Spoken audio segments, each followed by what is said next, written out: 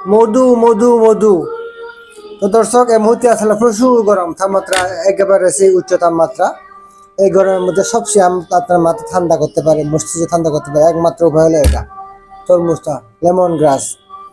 যদিও আমরা একটু হাসাহাসি করি, সে বাইরের উনি মধু মধু মধু বলে, আসলে এই মধু তরমুজটা অত্যন্ত উপকার আমাদের শরীরের জন্য, এই গরমের জন্য মাথা ঠান্ডা রাখবে এবং স্ট্রোক থেকে প্রতিরোধ করবে এটা।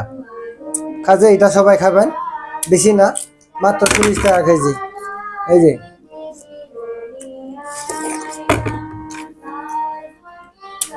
মধু মধু মধু। হুম।